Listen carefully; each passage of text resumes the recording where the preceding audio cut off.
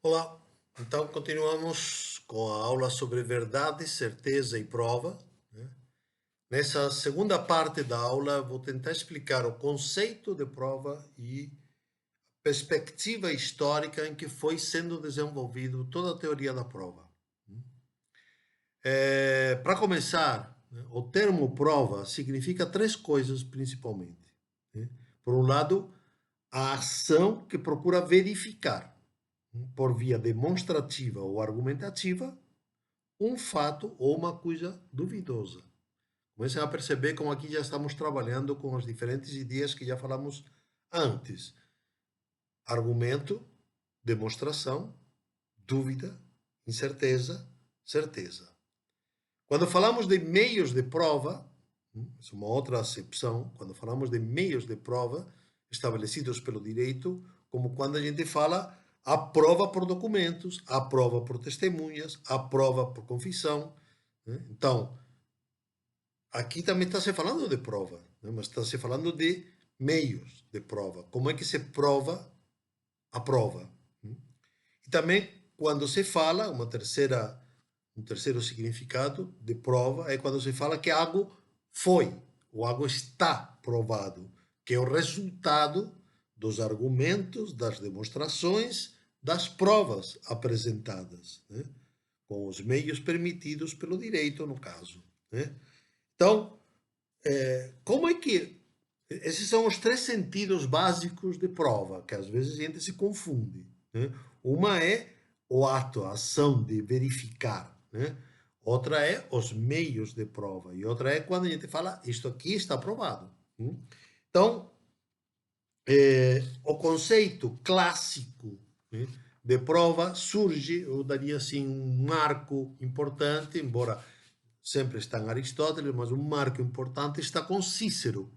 Né? Cícero é um autor romano, um grande jurista, né, que vai dizer, vai definir prova da seguinte maneira: prova é aquilo que sobre uma coisa duvidosa persuade, convence o juiz por meio de argumentos.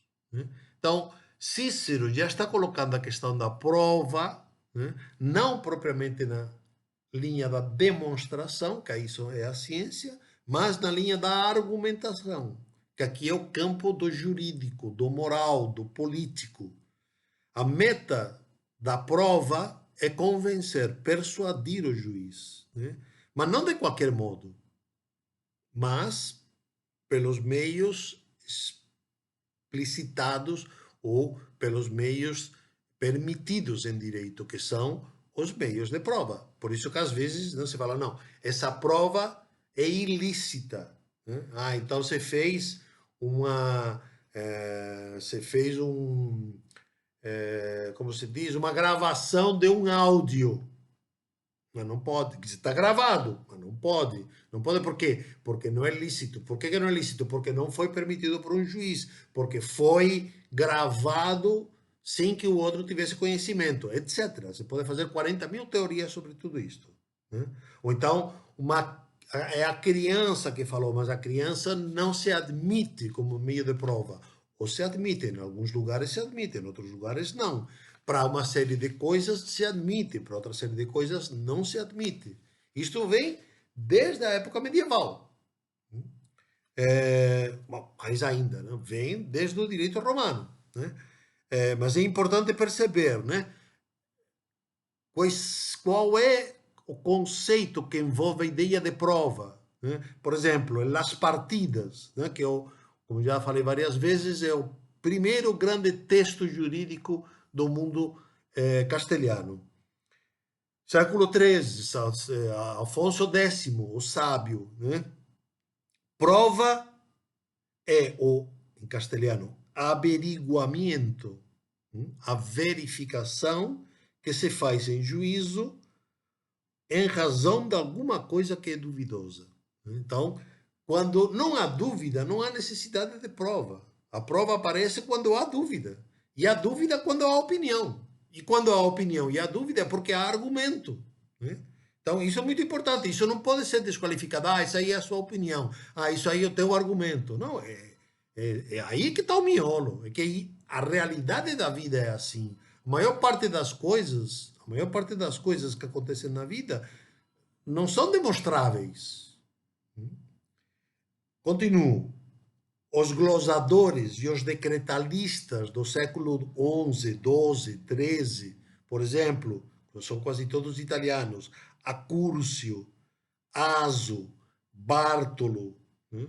Então, eles falam o seguinte, que a prova é uma manifestação feita, né? Em latim é ostensio facta, uma manifestação, lembra? Uma epifania. Você consegue tirar, né, as camadas de cebola para chegar no miolo da cebola. Você consegue tirar os acidentes para chegar no miolo do fato. É uma manifestação feita em juízo, por argumentos legítimos, sobre uma coisa duvidosa ou controvertida, ou controversa, né? Então, às vezes, você tem, normal, em juízo, duas versões contrárias. Você tem que provar através de meios de prova e com argumentos a tua versão. Isto tudo é, me parece assim, muito importante de entender para entender o século XVII e o século XVIII, porque só depois é que vai se chegar na ideia, só depois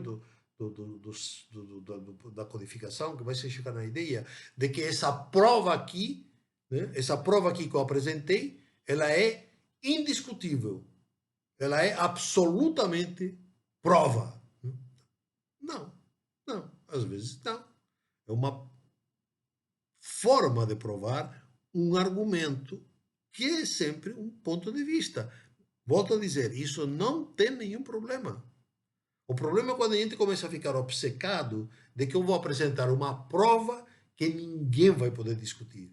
Isso aí é muito complicado. Isso aí não é assim. Isso aí não é o direito. Isso aí não leva à justiça. Se fosse assim, nem precisaria de juiz. Nem precisaria de juiz. É, tudo isto vai gerar uma ideia, né? Tudo isso vai gerar uma ideia, uma discussão, né? No mundo jurídico, né? Sobre precisamente como é que então eu faço, né? Para provar algo, né? Como é que se faz? Como é que você vai como é que as partes no processo vão apresentar os seus argumentos, né? Então, vai se estabelecer uma ideia importante, que vai ser a ideia de que nem sempre dá para apresentar uma prova incontestável. Por quê? Porque para que a prova seja incontestável, foi elaborado na tradição medieval. Ela tem que ser clara como a luz do dia, né? Então, e essa prova incontestável, quando é uma prova incontestável tão clara como a luz do dia, então derruba qualquer outra prova. O que está afirmado desta forma é verdadeiro. Esse tipo de prova era exigido, por exemplo, para a pena de morte. Conclusão: em princípio, nunca se conseguia chegar a uma condenação de pena de morte. Por quê? Porque as provas apresentadas nem sempre, quase nunca, eram tão claras como a luz do meio-dia. Então, se não, então o juiz arbitrava a melhor pena, a melhor dosagem de pena. Que acabava sendo 10 anos de prisão, 10 anos de desterro, 20 anos de desterro, mas não pena de morte, né? Então, essa era uma ideia que começa a se desenvolver na Idade Média. A outra ideia que também assim não precisa ser provada, né, é o normal, o comum, o verossímil, que é, isso vem da tradição aristotélica, o que normalmente acontece, o que comumente acontece, o que habitualmente acontece. Então, para tudo aquilo, né, não estamos falando de agora. Agora, Nunca, tudo que acontece, acontece de uma forma assim meio inesperada e meio imprevista. Mas estamos falando do mundo medieval. No mundo medieval, né, as coisas aconteciam com uma certa previsibilidade. E aconteciam sempre do mesmo jeito. E aconteciam sempre da mesma maneira. Os costumes já eram prova.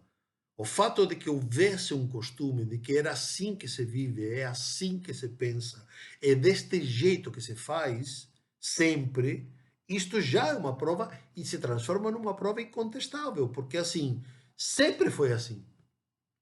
Então, vejam, estou comendo isso aqui pelas bordas, né? Então, ao falar de prova, começo falando do mundo medieval, né? Que há uma série de coisas, né, que não precisam ser provadas, né? Então, quais são as coisas que precisam ser provadas, né? Aquela, porque o juiz vai ter que julgar, então isso também começa a aparecer nesse momento, através do alegado e do provado, ou seja, dos argumentos, o alegado e argumentos feitos através de provas, né? Então, é, o que importa, então, na verdade, no processo, provar os fatos, convencer o juiz, chegar na consciência do juiz, né? É isso que realmente importa, né? Vai se estabelecer toda uma discussão teórico e prática, né, para como é que se pode chegar na consciência do juiz, né? Como é que se pode fazer com que o juiz se convença do que alguém está lhe apresentando como argumento provado, né? Então, na verdade, não está se falando de verdade dos fatos, né? Na verdade, está se falando de certeza sobre os fatos, sobre certeza moral, sobre certeza provável. Já não dá para se saber, porque ninguém é Deus, não dá para se saber como foi que aconteceu. Não dá. Uma vez acontecido, não dá. Por quê? Porque o que temos sobre fatos acontecidos são os argumentos apresentados. Cada argumento está argumentado a partir de um ponto de vista e a partir das provas possíveis, né? Porque pode haver muitas vezes o conhecimento de certos fatos, mas que não há como provar. Então, é uma questão de estratégia. Tanto o fiscal quanto o advogado vai procurar convencer o juiz de que os fatos aconteceram de uma determinada forma e ele vai estabelecer o raciocínio argumentativo a partir daquilo que ele tem capacidade de provar, porque se não tiver capacidade de provar, nem adianta argumentar. Nem adianta argumentar, porque o argumento precisa ser provado. O argumento jurídico precisa ser provado, né? Então, reparem que isto é muito importante para entender a dinâmica que se passa entre verdade e opinião, né? E como esse mundo probabilista, que vai ser o mundo do século XVII, vai ser extremamente rico, rico em soluções modernas, porque ele vai tirar da pessoa aquilo que há de elemento mais subjetivo, que é a própria certeza, e vai dar instrumentos externos à argumentação, à prova, para que aquilo que é subjetivo interno tenha peso perante o juiz. Isto é revolucionário, isto é muito importante, né? As questões jurídicas acontecem no mundo da contingência, não no mundo da necessidade. No mundo da necessidade acontecem as questões físicas, as questões matemáticas, as questões químicas, mas no mundo da contingência, onde as coisas não são claras, as coisas são difusas, os fatos não são conhecidos, os fatos são apresentados, são argumentados, aí o que temos é níveis de certeza subjetiva apresentados através de provas objetivas, né? É, olha só o que fala, me parece que é um argumento de peso para entender bem isto. Já falei dele, já falei essa citação antes. São Tomás, citando Aristóteles. Acerca dos atos humanos, sobre os quais versam os juízos e são exigidos os testemunhas, não podemos ter uma certeza demonstrativa, já que ditos atos versam sobre coisas contingentes e mutáveis. Né? Então, há uma série de atos, há uma série de fatos sobre os quais não cabe, não há possibilidade de demonstração. E como não se podem demonstrar, nunca vão dar uma verdade completa. Só vão poder ser argumentados e então vão dar uma certeza provável, que é fruto da opinião. Então, aqui onde se junta o jurídico e o moral. Por quê? Porque aqui é que vai entrar toda a teologia moral e toda a companhia de Jesus para ir estabelecendo precisamente as relações, né, entre a certeza interior subjetiva, que é mais ou menos certa, mais ou menos clara, mais ou menos, vamos dizer assim, segura, uma certeza meio incerta. Acho que vocês já devem ter ficado alguma vez nessa situação, que é assim, mas você tem certeza? Aliás, a internet, o computador está sempre, não? Para mim, sempre me deixa perplexo, porque eu estou fazendo uma operação que não faço a mínima ideia se essa operação está certa ou não, e aí chega o computador e me pergunta, Are you sure? Are you sure? Eu sei lá se eu estou sure. Eu não sei se eu tenho certeza, né? Mas eu vou ter que arriscar, né? Normalmente o risco é assim, segue, né, diga sempre sim, né? Quer dizer, o computador vai te dar sempre a opção mais provável, mais razoável. Segue o que o computador está te dizendo, porque já teve um cara que já pensou antes o caminho das pedras, né? Então é isso, né? Nem sempre a gente tem certeza. Dentro de nós temos uma subjetividade fluida, né? E a gente precisa chegar ao momento em que se faça prova através de argumentos, através de documentos, sobre os quais pelo menos se possa excluir todas as possíveis dúvidas mais razoáveis, né? Isso é uma coisa ainda do direito norte-americano, né? Quando você está provando a evidence, né? Quando você está provando no direito norte-americano, você tem que provar até o ponto em que você consiga excluir, né, qualquer dúvida razoável, né? Esse é um princípio jurídico bem norte-americano, né? Mas que, na verdade, né, já vem da tradição probabilista do Ocidente, né, do século XVI, do século XVII e do século XVIII. A teologia moral é a teologia moral que vai definir que o juiz precisa, primeiro, julgar em consciência. Precisa julgar em consciência olhando para o alegado e provado em juízo, né? E, ao olhar para o alegado e provado em juízo, ele vai se encontrar com várias opiniões. Cada um vai colocar em juízo, né, as suas opiniões e as suas provas. Então, o juiz vai seguir aquilo que ele achar mais razoável, aquilo que ele achar mais provável, aquilo que ele achar mais certo. Mesmo que ele se equivoque, ele não faz errado, ele não faz o mau juízo. Por quê? Porque a certeza é provável. Pode ser que os fatos tenham acontecido de outra forma, né? Mas não há certeza. É a certeza que se produz em juízo, né? E essa certeza vai ser chamada de moral, né? Então, agora vocês vejam, dentro de tudo isto, né, entra a ideia também da teologia moral de que o importante é a salvação da alma das pessoas, né? Então o juiz não só tem que estar atento às diferentes leis, né?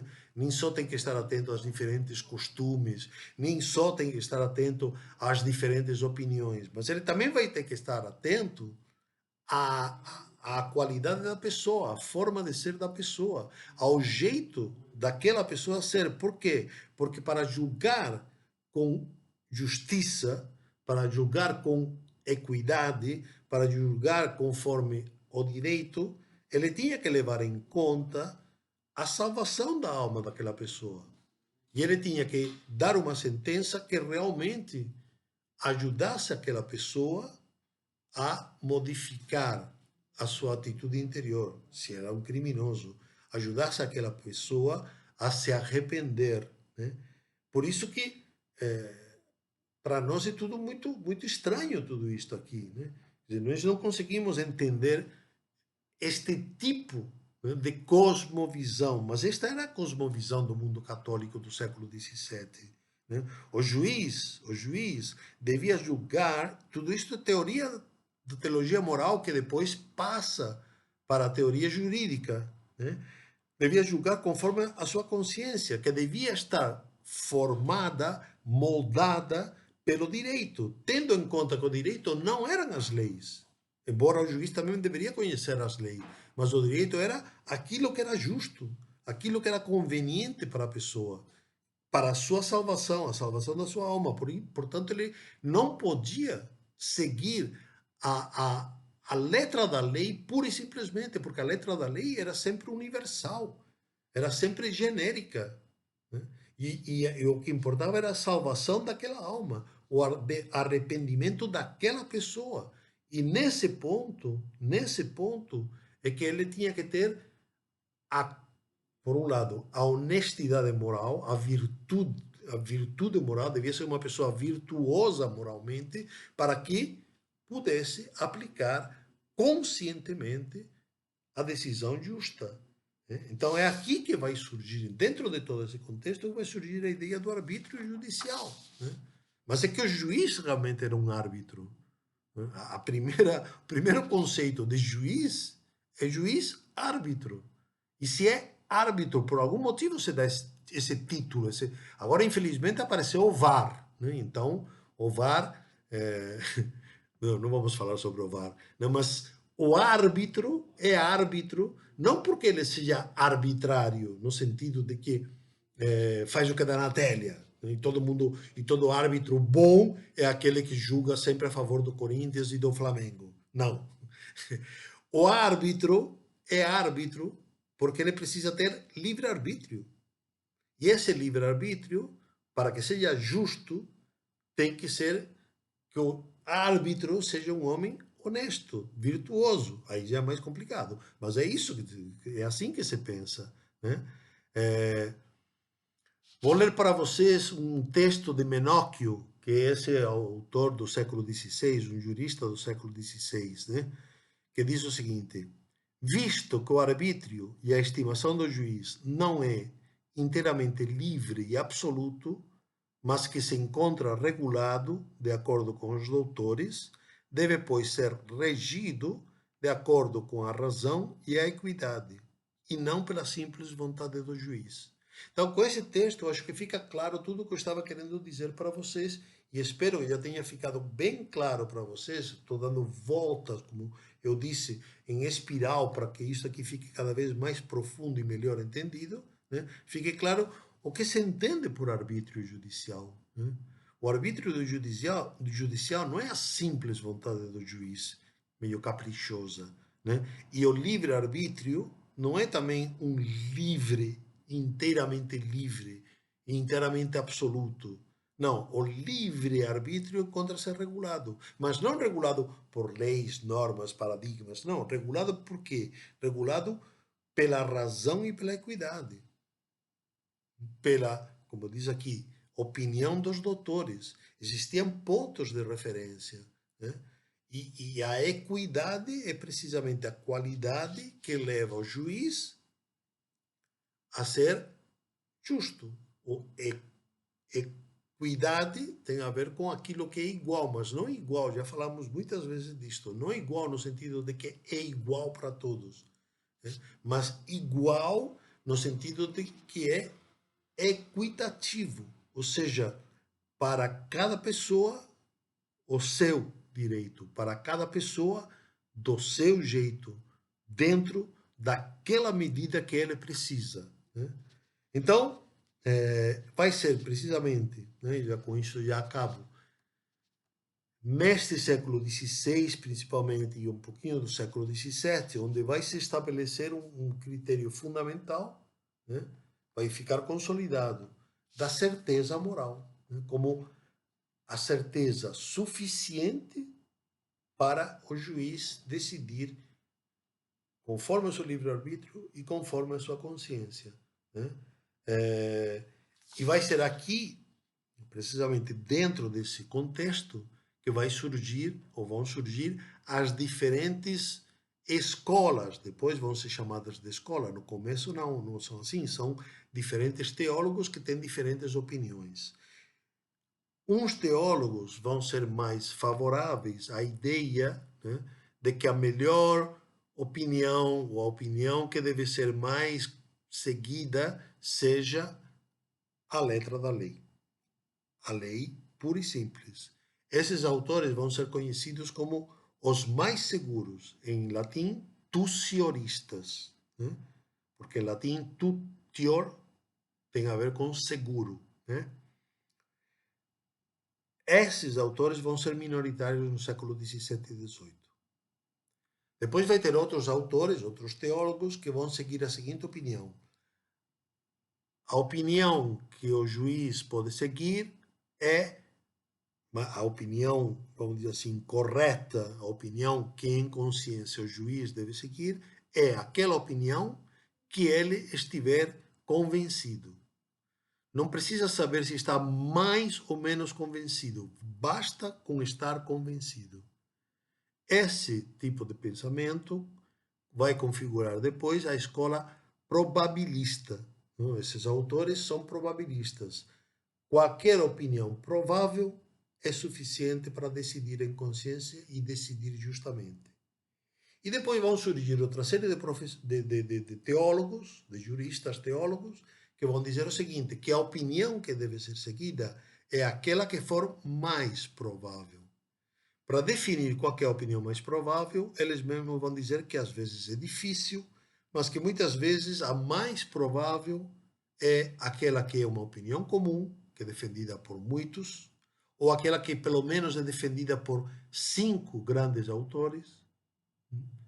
Então, essa seria a mais... Ou aquela que faz com que o juiz esteja mais convencido. Tem várias opiniões, todas elas mais ou menos razoáveis. Esta opinião me convence mais. Então, essa que eu vou seguir. Esses são os probabilioristas. É um termo em latim comparativo que são probabilior, são os mais prováveis. O mais provável. Então, a opinião mais provável é a que deve ser seguida. Essa aí vai ser uma corrente, dentro do probabilismo, uma corrente minoritária, que é uma corrente minoritária e, vamos dizer assim, mais segura. A corrente maioritária vai ser os probabilistas. Qualquer opinião, desde que seja provável, pode ser seguida. Isto assim vai ser a maioria dos autores no século XVII e XVIII. E depois vai ter uma parcela pequena, né, que são aqueles que são os legalistas, os tucioristas, aqueles que vão seguir principalmente o que está escrito na lei, né? Vou dar para vocês um caso simples, né, para ficar claro, faltam 2 minutos, de um autor de Quito, quer dizer, um espanhol, mas que foi bispo de Quito, arcebispo de Quito, em 1653, e em 1668 publicou um itinerário para párocos, ou seja, uma espécie de manual, um manual de consciência e de justiça para que os párocos julgassem os pecados confessados, né? Chama-se Alonso de la Peña Montenegro, né? É um jurista, teólogo bastante importante, né? Na Espanha e aqui na América Espanhola, né? Então, estava discutindo, por exemplo, o caso de que quando houvesse um roubo, era necessário restituir o roubado. Um tema interessante, né? O que já foi roubado pela Petrobras, pela Odebrecht, por quem vocês quiserem, precisa ser devolvido para que haja uma absolvição completa. Vai ser condenado, o cara fica condenado, mas se ele não devolver, ele não vai poder ser absolvido, vai continuar na cadeia. Isto era o que se falava no século XVII e XVIII. Bom, o que diz o Montenegro? Montenegro diz o seguinte: tem várias opiniões. E todas essas opiniões são ou contra ou a favor da devolução. E todas essas opiniões têm um peso provável e razoável. Há opiniões prováveis que eram a favor da devolução e outras opiniões que não achavam necessária a devolução. Ambas as opiniões, fala Montenegro, podem ser seguidas prudentemente de acordo com a circunstância de cada caso por cada juiz. Então, essa é a lógica dessa cosmovisão católica. Né? Espero que tenha ficado bem claro. Né? E agora, na próxima aula, na próxima parte, na terceira parte, eu vou falar sobre os tipos, as classes de prova. Né? Como é que se podia provar aquilo que era argumentado. Até já.